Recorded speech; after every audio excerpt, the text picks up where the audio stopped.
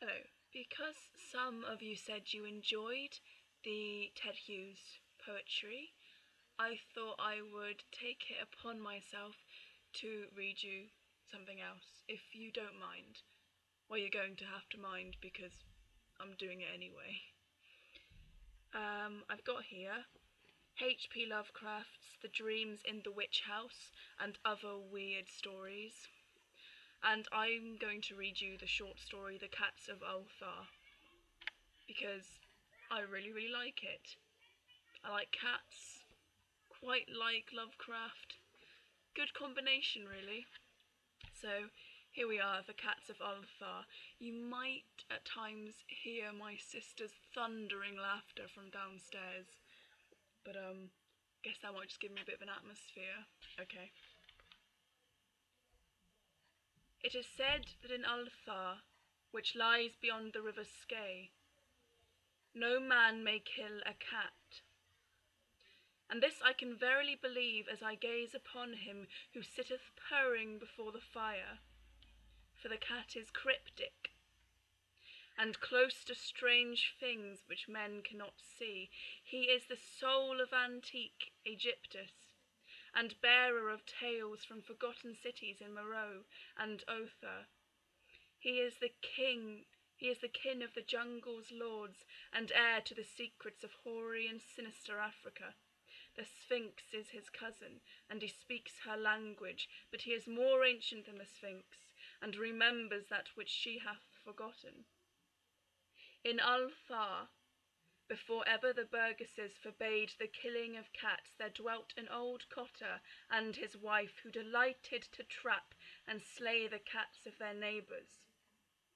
Why they did this I know not, save that many hate the voice of the cat in the night, and take it ill that cats should run stealthily about yards and gardens at twilight.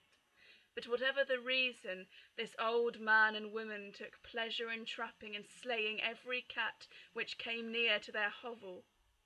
And from some of the sounds heard after dark, many villagers fancied that the manner of slaying was exceedingly peculiar.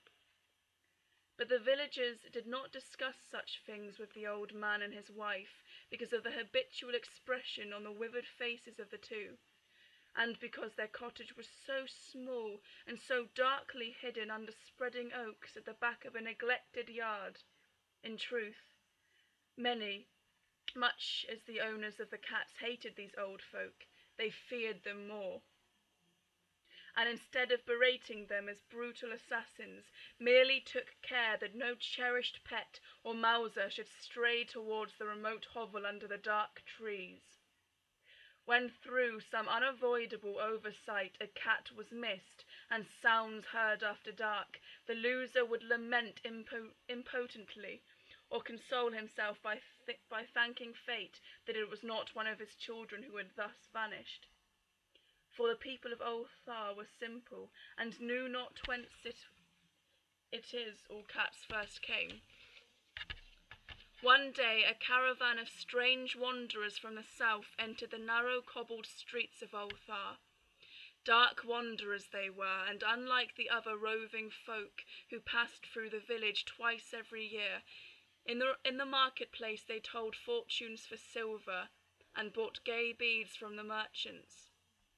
What was the land of these wanderers none could tell, but it was seen that they had been given to strange prayers, and that they had painted on the sides of their wagons strange figures with human bodies and the heads of cats, hawks, rams, and lions. And the leader of the caravan wore a headdress with two horns and a curious disc betwixt the horns. There was in this singular caravan a little body with no father or mother, but only a tiny black kitten to cherish. The plague had not been kind to him, yet had left him this small furry thing to mitigate his sorrow, and when one is very young, one can find great relief in the lively antics of a black kitten. So the boy, whom the dark people called Menace, smiled more often than he wept as he sat playing with his graceful kitten on the steps of an oddly painted wagon. On the third morning of the wanderer's stay in Ulthar, Mennes could not find his kitten, and as he sobbed aloud in the market-place, certain villagers told him of the old man and his wife, and of sounds heard in the night. And when he heard these things, his sobbing gave place to meditation, and finally to prayer. He stretched out his arm towards the sun, and prayed in a tongue no villager could understand, though indeed the villagers did not try very hard to understand, since their attention was mostly taken up by the sky, and the odd shapes the clouds were assuming. It was very peculiar, but as the little boy uttered his petition, there seemed to form overhead the shadowy, nebulous figures of exotic things, of hybrid creatures crowned with horn-flanked discs. Nature is full of such illusions to impress the imaginative. That night the wanderers left Ulthar, and were never seen again. And the householders were troubled when they noticed that in all the village there was not a cat to be found. From each hearth the family cat had vanished, cats large and small, black, grey, striped yellow and white. Old Crannan, the burgomaster, swore that the dark folk had taken the cats away in revenge for the killing of Mennes's kitten, and cursed the caravan and the little boy. But Nith, the lean notary, declared that the old cotter and his wife were more likely persons to suspect, for their hatred of cats was notorious and increasingly bold. Still, no one durst complain to the sinister couple, even when little Atal, the innkeeper's son, vowed that he had seen at twilight all the cats of Ulthar in that accursed yard under the trees, pacing very slowly and solemnly in the circle around the cottage, two abreast, as if in performance of some unheard-of rite of beasts. The villagers did not know how much to believe from so small a boy, and though they feared that the evil pair had charmed the cats to their death, they preferred not to chide the old cotter till they met him outside his dark and repellent yard. So Ulthar went to sleep in vain anger, and when the people awaken at dawn, behold, every cat was back at his accustomed hearth, large and small, black, grey, striped, yellow and white, none was missing. Very sleek and fat did the cats appear, and sonorous with purring content. The citizens talked with one another of the affair, and marvelled not a little. Old Crannan again insisted that it was the dark folk who had taken them, since cats did not return alive from the cottage of the ancient man and his wife. But all agreed on one thing, that the refusal of all the cats to eat their portions of meat or drink their saucers of milk was exceedingly curious. For 2 whole days the sleek, lazy cats of Ulthar would touch no food, but only doze by the fire or in the sun. It was fully a week before the villagers noticed that no lights were appearing at dusk in the windows of the cottage under the trees. When then the lean Nith remarked that no one had seen the old man or his wife since the night the cats were away.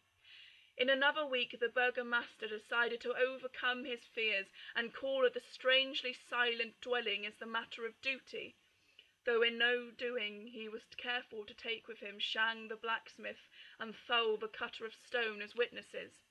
And when they had broken down the frail door they found only this: 2 cleanly picked human skeletons on the earthen floor, and a number of singular beetles crawling into the shadowy corners.